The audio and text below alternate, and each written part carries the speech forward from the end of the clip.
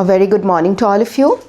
অসমৰ এটা বহুত গুৰুত্বপূৰ্ণ আৰু বহুত সিৰিয়াস কথা আজি আমি আলোচনা কৰিবলৈ গৈ আছো হেতু হৈছে অসমৰ কাৰণে কেগৰ ৰিপোৰ্ট আহিলে কেগ ৰিপোৰ্ট অন আসাম আমাৰ ফাইনেন্স আমাৰ বিত্তীয় বৰ্তমান সময়ত স্থিতি আৰু আমি বহনক্ষমভাৱে কেনেকৈ আগবাঢ়িব পাৰো উইথ ৰেসপেক্ট টু ফিস্কেল সাস্টেইনেবিলিটি মানে কি ফিস্কেল মানে তোমালোক আগতে বুজাইছো ফিস্কেল শব্দটো অৰ্থ কি হয়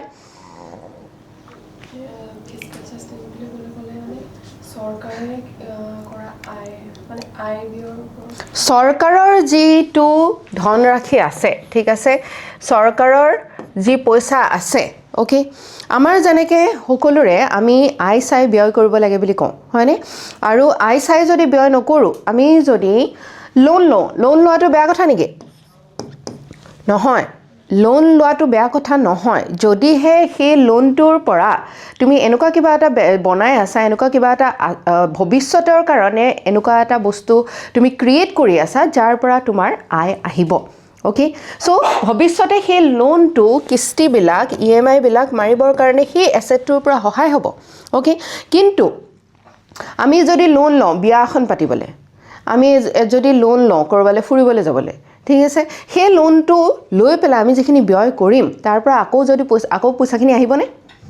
নাহে হয়নে সো আমাৰ বিত্তীয় অৱস্থাটো আমাৰ ফাইনান্সিয়াল অৱস্থাটো কি হ'ব বেয়া হ'ব ওকে সো লোন লোৱাটো বেয়া নহয় কিন্তু লোনটো যদি যিটো পৰিমাণে আমি ধাৰটো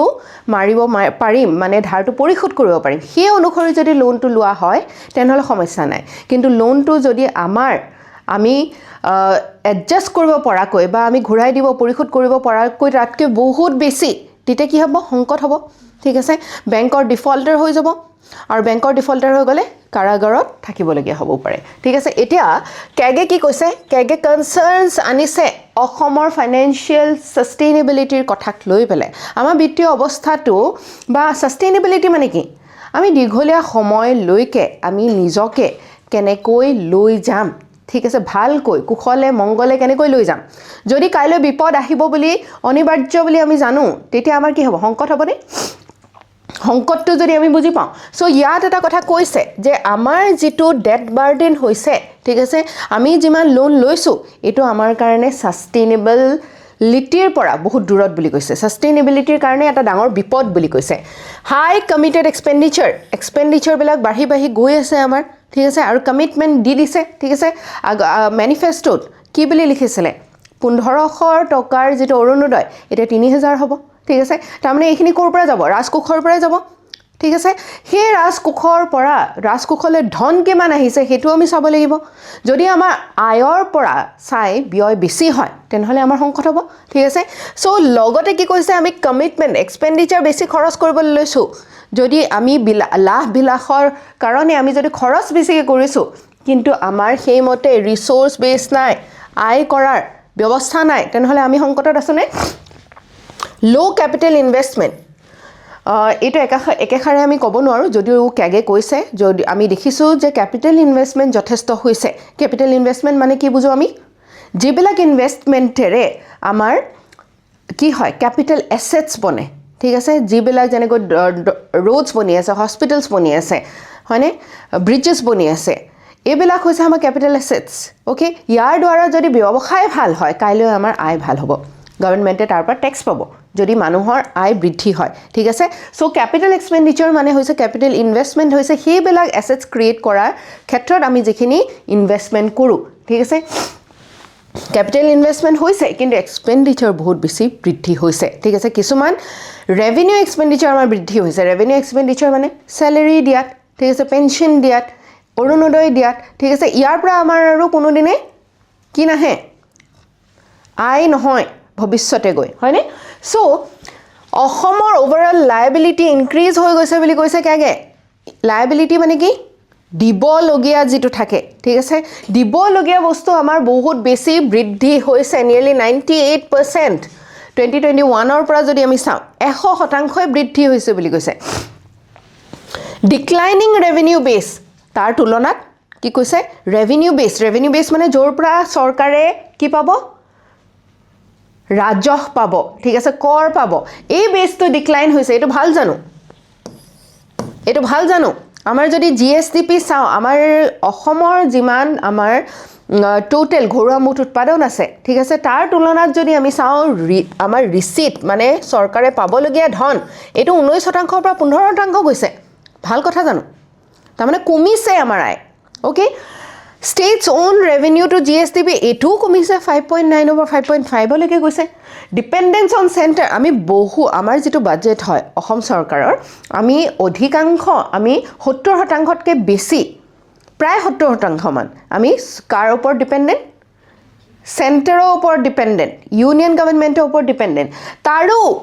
আমি দেখিছো 13% পৰা 9.6% হৈছে তাৰ মানে জিটো দিখতে চাও হেতু দিখতে আমাৰ আয় কি হৈছে ৰাজহ কমিছে আৰু কি বৃদ্ধি হৈছে লায়াবিলিটি বৃদ্ধি হৈছে খৰচৰ হাৰ বৃদ্ধি হৈছে মানে এক্সপেন্ডিচাৰ বৃদ্ধি হৈছে এটা কৈছে যে ফিস্কেল সাস্টেইনেবিলিটিৰ ৰিস্কত আছে এই লায়াবিলিটি বিলাক অনাগত দিনত চৰকাৰে কেনেকৈ পূৰণ কৰিব কেনেকৈ পৰিশোধ কৰিব এটা এটা ডাঙৰ কথা question ahi goise growing of budget borrowings budgetot thokar uporiu aru dhar lobologia hoise thik ase rising subsidies kihot die amar fertilizer die thik ase loan lote ghoror loan lote jiti interest dibologia hoy ketiaba he tato subsidy die thik ase so subsidy hoise jiman asolte dam tare eta bhag amak sarkarar falor pora ahe ঠিক আছে যেটো আমি কম দামত কিনিব পাও বা জেনেক ফাৰ্টিলাইজাৰটো ধৰা urea 1 KG দাম 30 টকা কিন্তু আমি পাই আছো 8 টকা বাকি কোনে দি আছে চৰকাৰে দিয়াটোক আমি কি বুলি কওঁ সাবসিডি ঠিক আছে সো সাবসিডি বৃদ্ধি হোৱা মানে চৰকাৰৰ খৰচ বৃদ্ধি হোৱা হয় নে নহয় চৰকাৰৰ খৰচ বৃদ্ধি হৈছে ঠিক আছে ক্যাপিটাল এক্সপেন্ডিচাৰ কনস্ট্ৰেইনটস আহি গৈছে ঠিক আছে infrastructure investment remain volatile and বিলো বাজেটেড লেভেলস যিমান বাজেটত কোৱা হৈছিল তাতকে কমহে হৈছে যদিও আমি দেখি আছো বহুখিনি হৈছে সাবসিডি বাৰ্ডেন ইনক্ৰিজ হৈছে আৰু mainly due to power subsidies ঠিক আছে পাৱাৰ সাবসিডিজ মানে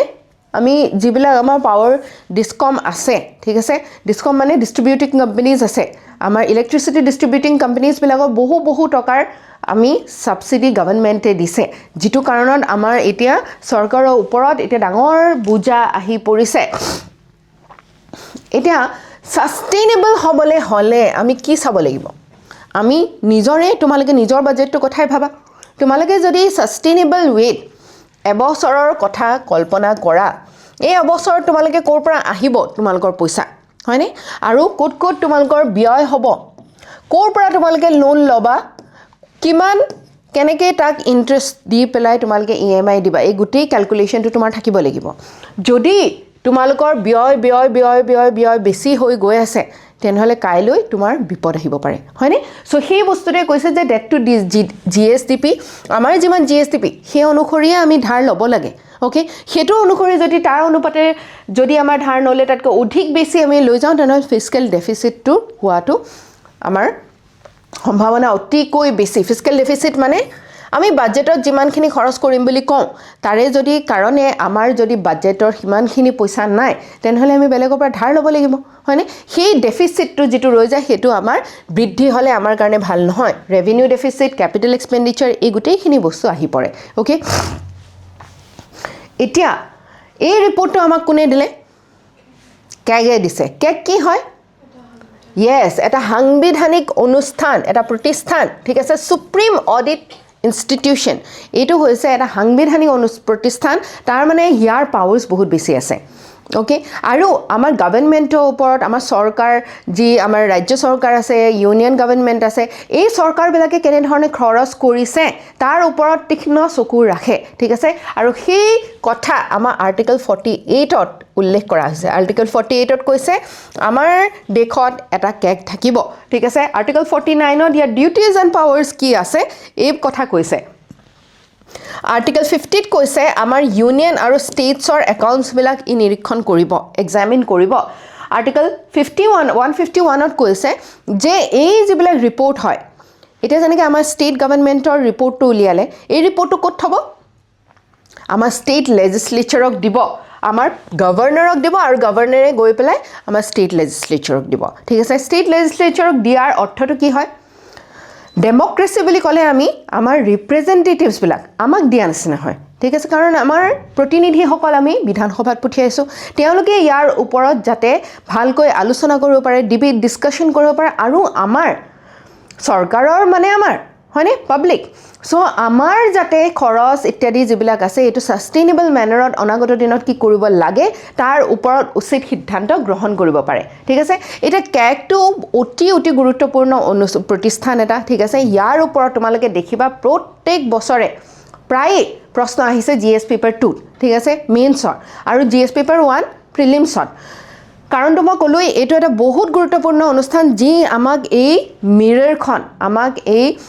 আইনাখন দেখাই দিয়ে যে আজি বৰ্তমান সময়ত আমি কেনে ধৰণৰ কাম কৰা উচিত ওকে সো এই এপইন্টমেন্টটো দিয়ে প্ৰেসিডেন্ট অফ ইণ্ডিয়া আৰু এই প্ৰতিষ্ঠানটো সম্পূৰ্ণৰূপে নিকা আৰু স্বচ্ছ আৰু কোনো ধৰণৰ ফিয়াৰ ফেভাৰ নোহোৱাকৈ কাম কৰিব পৰাকৈ প্ৰতিষ্ঠা কৰিছে আমাৰ সংবিধানে তাৰ কাৰণে টেনিয়ৰটো ফিক্স কৰিছে 6 বছৰৰ কাৰণে এজন কেক যদি এপইন্ট কৰা হয় তেওঁ 6 বছৰৰ কাৰণে থাকিব ঠিক আছে আৰু 65 বছৰলৈকে তেওঁ সেই কাৰ্যকাল ৰাখিব পাৰে ওকে আৰু যদি তেওঁক আমি ৰিমুভ কৰিব বিচাৰো সুপ্ৰিম কোৰ্ট এজৰ জাজ এজনক যেনেকৈ ৰিমুভ কৰিম তেনেকৈহে ৰিমুভ কৰিব পাৰিম সুপ্ৰিম কোৰ্টৰ জাজ কেনেকৈ ৰিমুভ হয়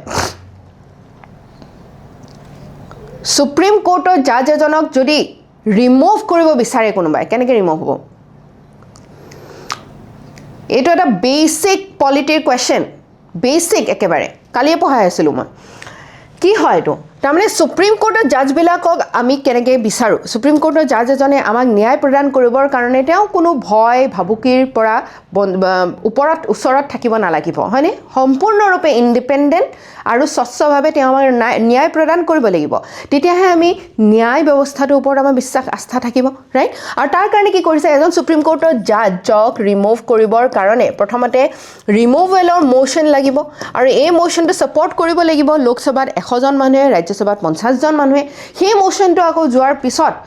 তাৰ পিছত আকৌ ইনকুৱাৰী বহিব ইনকুৱাৰী কৰিব সুপ্ৰিম কোৰ্টে নিজে ঠিক আছে আৰু যদি দেখিছে যে এইজন ব্যক্তি এইজন জাজে হসাকৈ তেওঁ কনস্টিটিউশনৰ অনুসৰি কাম কৰিব পৰা নাই ঠিক আছে ভালকৈ তেওঁ ন্যায় প্ৰদান কৰিব পৰা নাই তেতিয়া হলে তেওঁৰ ওপৰত এই ইনকুৱাৰীটো যদি ইয়েস বুলি কয় এইজন মানুহ ইমপিচ কৰিব লাগে ৰিমুভ কৰিব লাগে বুলি কয় তেতিয়া কি হ'ব তেতিয়া 2/3 মেজৰিটিৰ মানে এটো কি হয় স্পেশাল মেজৰিটিৰ পৰা তেওঁক ৰিমুভ কৰিব পৰা যায় তাৰমানে এটো সহজ নে প্ৰক্ৰিয়াটো সহজ নহয় কঠিন এটো কাৰণে কৰিছে যাতে পাৰ্লিয়ামেন্টৰ বা আমাৰ যিসকল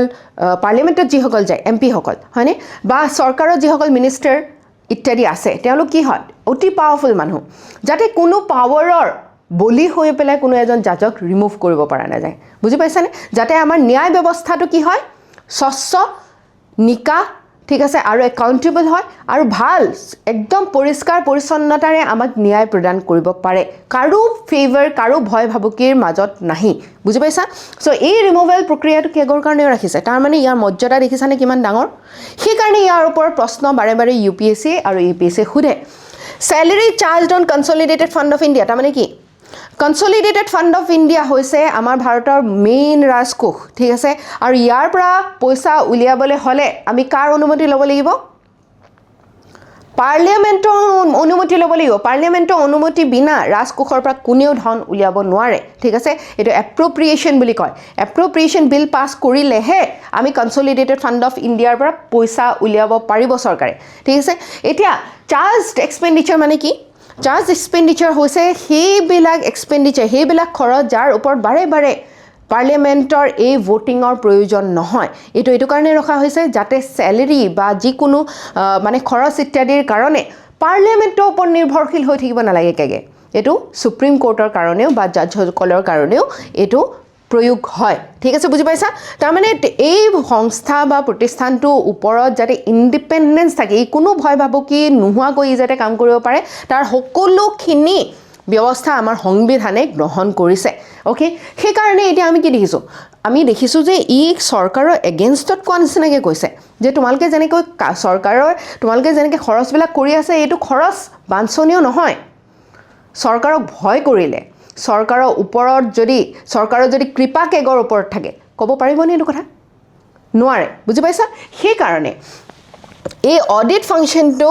কেগে ইমান ভালদৰে কৰিব পাৰে আৰু এই ধৰণৰ ৰিপৰ্ট যিবিলাক আহে এই ৰিপৰ্টবিলাকৰ পৰা আমি প্ৰকৃত ছবিখন আমাৰ দেশৰ আমি ৰাজ্যৰ কেনেকুৱা ধৰণৰ বিত্তীয় বৰ্তমান সময়ত স্থিতি আছে সেই কথাবিলাক আমি বুজিব পাৰোঁ ইউনিয়ন গভৰ্ণমেণ্টৰ একাউণ্ট চাই ষ্টেট গভৰ্ণমেণ্টৰ একাউণ্ট চাই ইভেন PSU বিলাকৰ একাউণ্ট চাই PSU মানে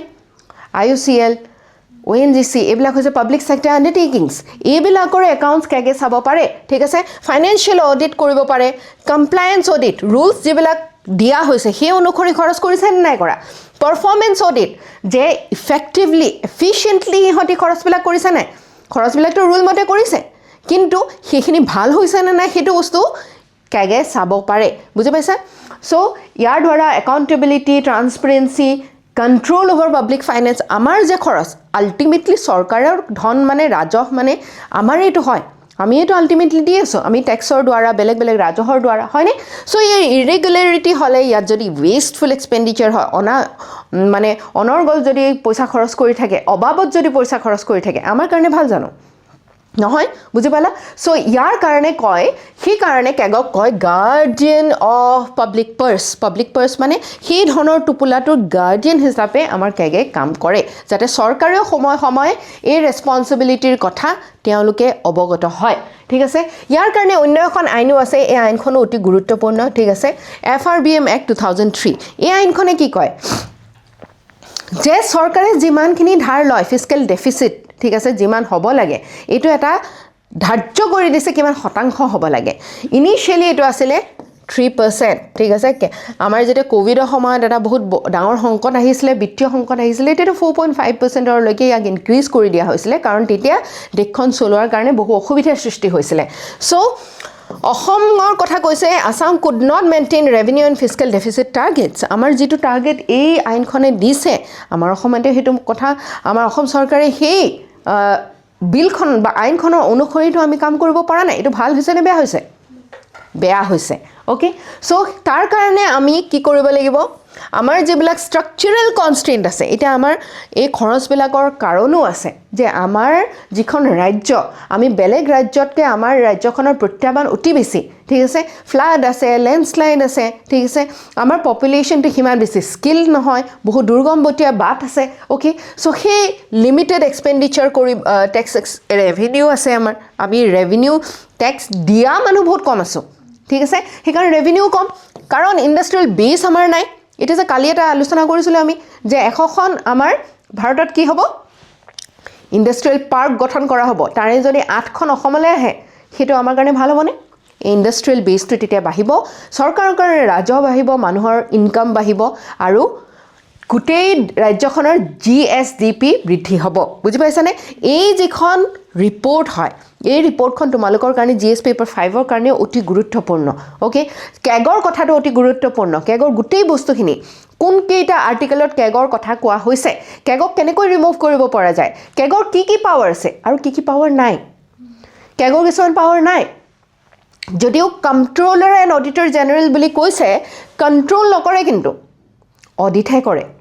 বুজি পাইছা পিছতহে পোষ্টমৰ্টেম যেতিয়া খৰচটো হৈ গ'ল তাৰ পিছতহে এই ৰিপৰ্টখন আমি পাইছোঁ বুজি পাইছানে কেগে আগতীয়াকৈ নকয় চৰকাৰক এইটো খৰচ নকৰিবা এইটো খৰচ কৰিলে বেয়া হয় সেইবিলাক নকয়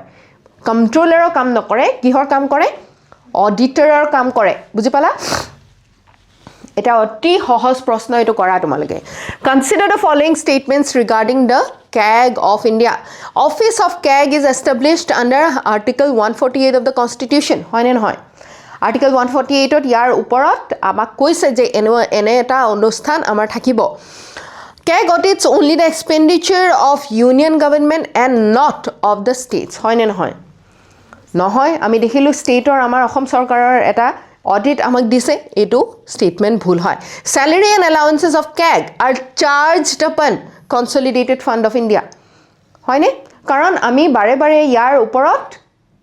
ভোটিং নহয় ই অটোমেটিক্যালি যাব খৰচটো ওকে যাতে পাৰ্লিমেন্টৰ ওপৰত নিৰ্ভৰশীলতাত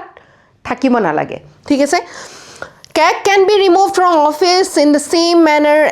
and on the same grounds as a judge of the Supreme Court হয়নে য়েছ আমি পাতিলোঁ এই বিষয়ে চ' 2 ইজ নট কাৰেক্ট 2 থকা গোটেইকেইটা যদি আমি ৰিমুভ কৰি দিওঁ 1 3 and 4 is the correct answer বুজিলা উইমেন ৰিজাৰ্ভেশ্যন বিলক লৈ পেলাই আকৌ এটা ডিবেট আমি দেখিবলৈ পাইছোঁ ক'ত দেখিছোঁ এতিয়া এই ডিবেটটো এছেম্বলিত ঠিক আছে এতিয়া এছেম্বলিত ডিবেটটো ষ্টাৰ্ট কৰাৰ কাৰণ কি হ'ল এতিয়া এই যিখন বিল বা এই যিখন আইন কাৰ্যকৰী কৰাৰ ক্ষেত্ৰত এছেম্বলি বা আমাৰ অসম চৰকাৰে বা অসমৰ বিধানসভাত কিবা কাম কৰিব পাৰিবনে সেই পাৱাৰ নাই অসম বিধানসভাৰ এই পাৱাৰ নাই কিন্তু কেলে ডিছকাছ কৰিছে কাৰণ যাতে বিধানসভাত যেতিয়া ডিছকাশ্যন হয় সেই বস্তুটো পাব্লিচিটি হয় ঠিক আছে সেই বস্তুটোৰ ওপৰত প্ৰেছাৰ আহে ওকে চ' এই বিলখন এই বিধেয়কখন কেতিয়া আহিছিলে নাৰী শক্তি বন্দন অধিনিয়ম কেতিয়া আহিছিলে 2023 চনত ইতিমধ্যে পাছ হৈ গৈছে ঠিক আছে তাত কি কৈছে 33% ৰিজাৰ্ভেশ্যন থাকিব পাৰ্লিয়ামেণ্ট আৰু ষ্টেট এছেম্বলিত ঠিক আছে আৰু এই ইমপ্লিমেণ্টেশ্যনটো কেতিয়া হ'ব ডিলিমিটেশ্যন এক্সাৰচাইজৰ পিছত ওকে ডিলিমিটেশ্যন আমাৰ 2002 চনত কেতিয়ালৈকে ফ্ৰিজ কৰা হৈছিলে 2026 চনলৈকে সেইকাৰণে এই চনটো ইমান গুৰুত্বপূৰ্ণ এই অধিনিয়মখনৰ কাৰণে এই আইনখনৰ কাৰণে কাৰণ 2026 চনলৈকে ডিলিমিটেশ্যন কৰিব নোৱাৰিব বুলি আইন এখন বনাই থোৱা হৈছে এতিয়া এই আইনখনৰ যিটো ম্যাদ সেই ম্যাদটো উকলিব এতিয়া কি হ'ব ডিলিমিটেশ্যন যিটো কনষ্টিটিউশ্যনত আমাক কৈছে ঠিক আছে আৰ্টিকল 82ত আমাক ডিলিমিটেশ্যনৰ কথা কৈছে সেই আৰ্টিকলৰ অনুসৰি এতিয়া ডিলিমিটেশ্যন কৰিব পৰা যাব আৰু তাৰপিছত আমি পুনৰ ইয়াত এই যিটো ডিবেট আছে এই ডিবেটৰ অনুসৰি আমি এতিয়া ইয়াক কাৰ্যকৰী হোৱা দেখিবলৈ পাম এতিয়া চৰকাৰৰ কথা কি হৈছিলে চৰকাৰৰ কথা যেতিয়া 2023ত যেতিয়া এই বিধেয়কখন আনিছিলে বিলখন আনিছিলে এই বিধেয়কখনৰ কথা কৈছিলে যে ডিলিমিটেশ্যনৰ পিছত ইয়াক কাৰ্যকৰী কৰা হ'ব এতিয়া ডিলিমিটেশ্যনৰ কথা হ'ল যে 2026ৰ পিছৰ যিটো সেন্সাস হ'ব তাৰ কাৰণ পিছতহে ডিলিমিটেশ্যন হ'ব এই সেন্সাসটো আমাৰ ইতিমধ্যে আৰম্ভ হৈ গৈছে ঠিক আছে কিন্তু ইয়াৰ শেষ হ'ব 2027 চনত ইয়াৰ গোটেই কাৰ্যসূচীটো শেষ হ'ব এই কাৰ্যসূচী শেষ হোৱাৰ পিছত ডিলিমিটেশ্যন আমাৰ কমিশ্যন বহিব আৰু ডিলিমিটেশ্যন কমিশ্যনৰ গোটেই দেশখনৰ ডিলিমিটেশ্যন কৰোঁতে এটলিষ্ট 2 বছৰ লাগিব তাৰমানে 2029ৰ আমাৰ কি আছে লোকসভা ইলেকশ্যন আছে লোকসভা ইলেকশ্যনৰ আগত ইয়াক কাৰ্যকৰী কৰিবলৈ অসুবিধা হ'ব ঠিক সেইকাৰণে এতিয়া চৰকাৰে কৈ আছে যে 2011ৰ যিটো সেন্সাস আছে সেই অনুসৰি ডিলিমিটেশ্যন হৈ পেলাই এই যিটো উইমেন ৰিজাৰ্ভেশ্যন আছে ইয়াক কাৰ্যকৰী কৰিব লাগে সেইকাৰণে আমি গোটেই ইয়াৰ ওপৰত এতিয়া আমাৰ যিটো এছেম্বলি আছে এই এছেম্বলিখনত ইয়াৰ ওপৰত ডিবেট হোৱা দেখিবলৈ পাইছোঁ চ' এই ৰিজাৰ্ভেশ্যন বিলখন 1990sৰে হয় ওকে কিন্তু এইখন কৰোঁতে এতিয়া 2023হে গৈ পেলাই ফাইনেলি এইখন কি হ'ল গৃহীত হ'ল কিয় because of the patriarchal structure that we have মহিলাসকলক এই সংৰক্ষণ দিয়াৰ পক্ষপাতিত্বত বহুত লোক নাছিল বহু পলিটিক্যাল পাৰ্টিজ নাছিল এটা কি কৰিব এইখিনি কথা আমি ইতিমধ্যে জানিলোৱে ষ্টেট এছেম্বলিৰ লগতে আমাৰ পাৰ্লিয়ামেণ্টত সংৰক্ষণ হ'ব মহিলাসকলৰ কাৰণে সিটস তাৰ লগতে SC ST যিসকল লোক আছে ঠিক আছে আমাৰ জনগোষ্ঠীয় লোকসকলৰ কাৰণেও ৰিজাৰ্ভেশ্যন থাকিব সো ইয়াৰ পৰা কি হ'ব যে আমাৰ যে সংবিধানত কৈছে ইকুৱেলিটি বিফৰ ল যেটো আমি যদিও সংবিধানত কৈছে তথাপিও আমি যদি চাওঁ হসা অৰ্থত আমি সোসাইটিত এটো ইমপ্লিমেন্ট হোৱা দেখিবলৈ নাপাওঁ আজিৰ দিনত তোমালকে বিধানসভা ইলেকশ্যন হৈ গ'ল কেইগৰাকীনো আমি মহিলা বিধায়ক পালো বা বিধায়িকা পালো হয়নে 126 ৰ ভিতৰত 100 গৰাকীতকৈ বেছি নহয় ৰাইট সো হেটোৱে জানো আমাৰ পপুলেশনটো ৰিপ্ৰেজেন্ট কৰে 50% of the population right so এতিয়া তাৰ কাৰণে যিখিনি এই ৰাইট টু ইকুৱেলিটিৰ কথা আমাৰ সংবিধানত কৈছে হেটো আসলতে হসা অৰ্থত আমি সমাজত বা আমাৰ পলিটিক্যাল ষ্ট্ৰাকচাৰত কাৰ্যকৰী হোৱা দেখিবলৈ পোৱা নাই ওকে ডিলিমিটেশ্যনৰ কথাটো তোমালোকে ইতিমধ্যে জানিছা কি হয় আৰ্টিকল 82 তাৰ কথা কোৱা হৈছে ঠিক আছে আৰ্টিকল 70 172 আমাৰ ষ্টেটৰ কথা কোৱা হৈছে ডিলিমিটেশ্যন মানে কি সেন্সাস যেনেকৈ বাহে আমাৰ প্ৰত্যেকটো কনস্টিটুৱেন্সি তোমালোকে এটা কনস্টিটুৱেন্সিৰ পৰা আহা ঠিক আছে প্ৰত্যেকটো কনস্টিটুৱেন্সি এটা পপুলেশন ৰিপ্ৰেজেন্ট কৰে হয়নে এটা জনসংখ্যাৰ ৰিপ্ৰেজেন্টেশনত আমি এজন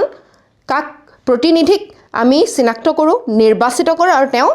বিধানসভাত যায় বা তেওঁ লোকসভাত যায় এটা আমাৰ পপুলেশন 1971 ৰ লাষ্ট যেটো আমাৰ ডিলিমিটেশ্যন এক্সাৰসাইজ হৈছিল 1971 ৰ যেটো সেন্সাস আছিল সেই অনুসৰি হৈছিল এই কথা কিন্তু সংবিধানত কোৱা নাই এই সংবিধানত কি কৈছে যেনেকৈ আমাৰ পপুলেশন বাঢ়িব প্ৰতি 10 বছৰে আমাৰ সেন্সাস হ'ব আৰু সেই সেন্সাসৰ অনুসৰি প্ৰতি 10 বছৰে পপুলেশন জনসংখ্যা অনুসৰি আমাৰ কনস্টিটুৱেন্সিজ বিলাকৰ যেটো মেপ আছে সেই মেপখন সলনি হ'ব লাগে ঠিক আছে সেইকাৰণে এতিয়া